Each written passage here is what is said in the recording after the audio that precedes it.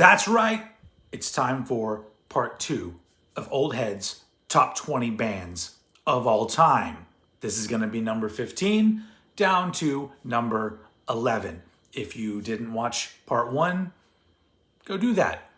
But just in case you can't be bothered, just a few things. Number 1, my criteria for choosing the 20 bands really only had 2 stipulations. Number 1 has to be an actual band, so anything that could be argued as a solo kind of thing didn't get included. Number 2, they had to have put out at least 3 albums.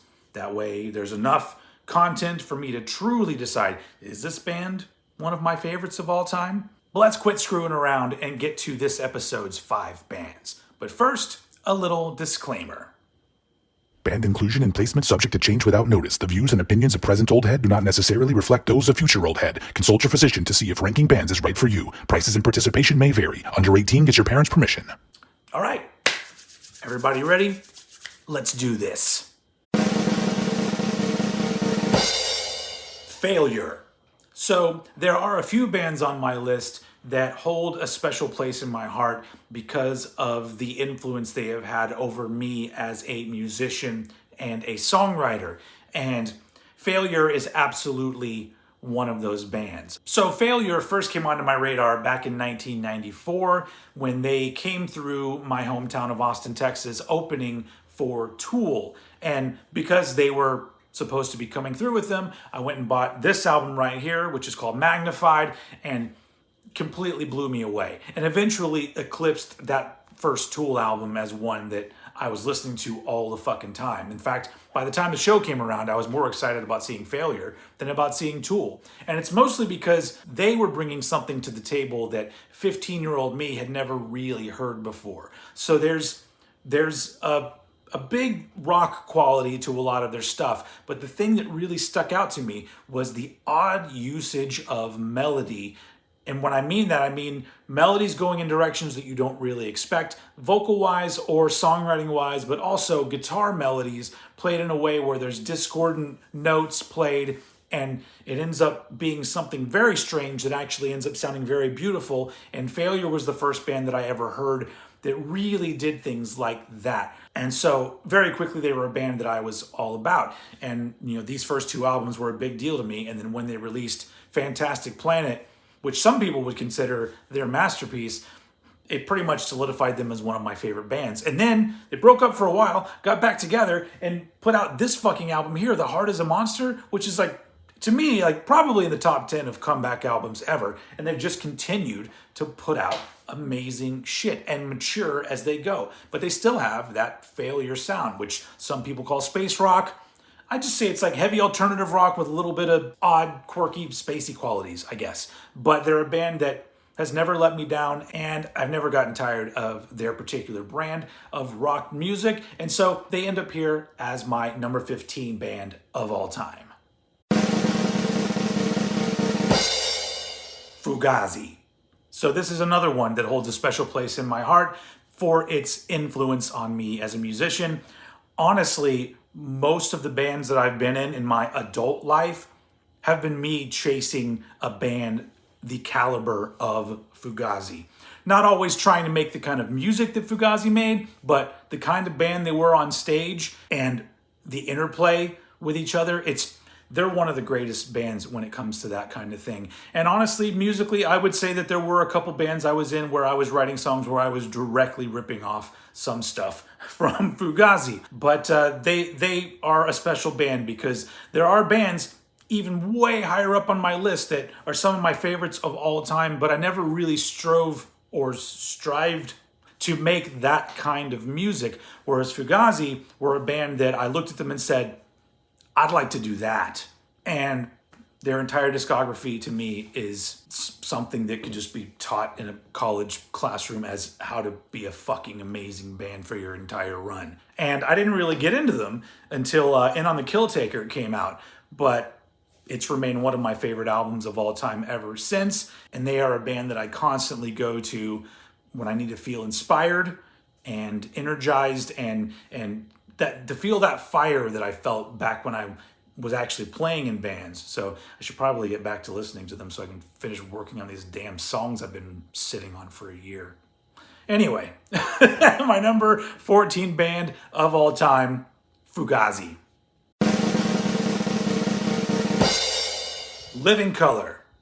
So, like a lot of people, around 88, 89, I was sitting at home watching MTV, and all of a sudden I saw the music video for this new song called Cult of Personality. And like a lot of people, I went, who the fuck is this band? And I've been a fan ever since. And that song wasn't even enough to really tell me the kind of shit that Living Colour were able to do.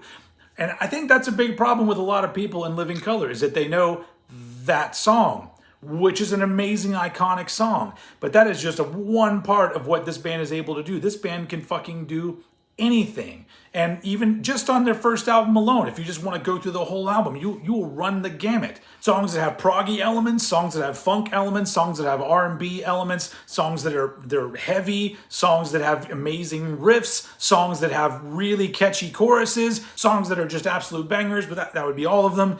But it's just one of those albums that takes all these different elements and just puts them perfectly together in a way that makes absolute sense, and that is the sound of Living Colour. And they've continued to do that, minus a little break, for, has it been like 35-ish years now? It's been a long time.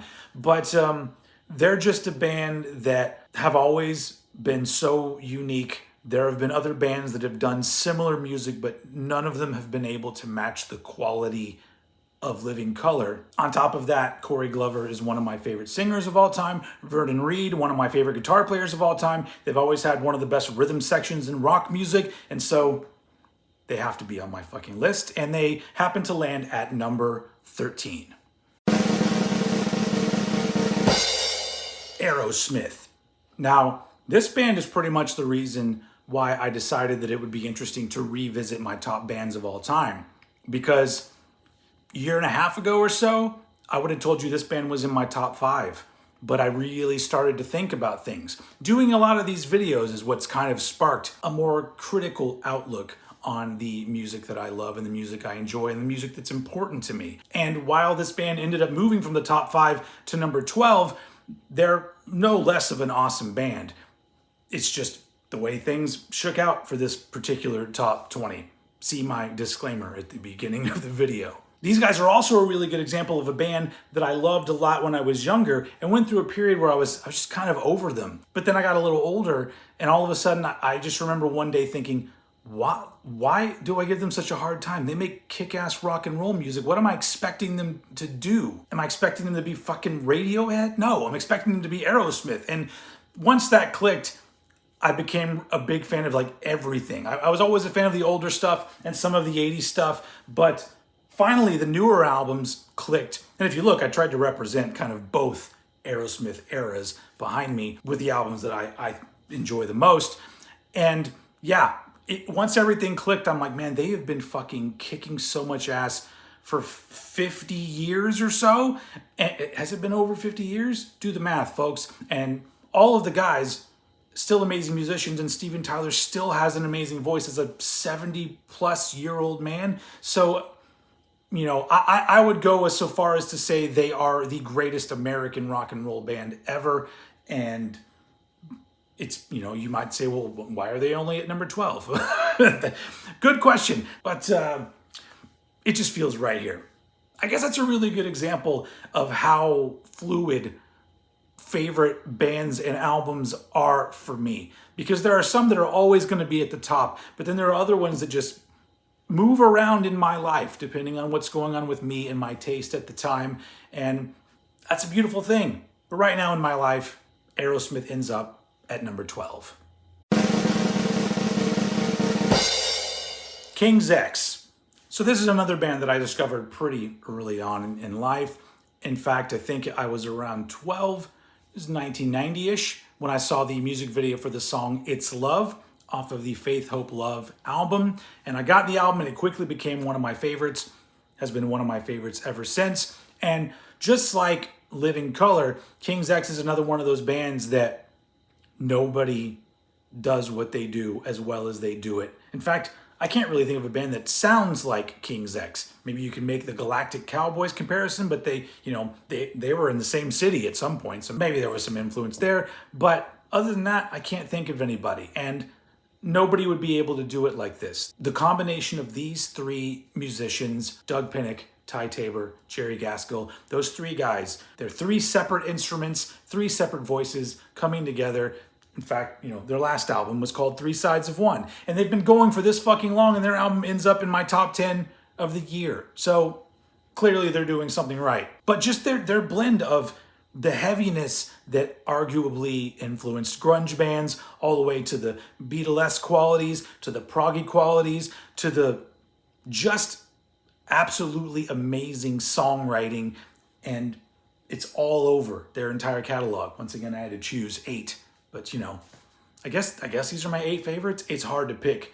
Whenever we get to do a cranked and ranked King's X, I'm gonna stress the fuck out over that. But to me, they're one of the greatest bands ever. And even though they no longer live in Houston, Texas, I do. And the fact that I live in a city where a lot of these amazing albums were recorded makes me feel a little bit closer to them. But to be fair, they've been a band I've always felt close to ever since I was a preteen. So they end up closing out the second episode of my top 20 bands of all time at number 11, King's X. All right, so that's it for part 2. If you've been playing along at home, please in the comments put down your number 15 down to your number 11, or tell me what you thought of mine. Next month we get to the mighty top 10, so that'll be exciting, right? Of course you'll find it exciting. If you made it this far, you give a shit, and that's why I love you. So thank you very much for watching, and I will see you all again very soon.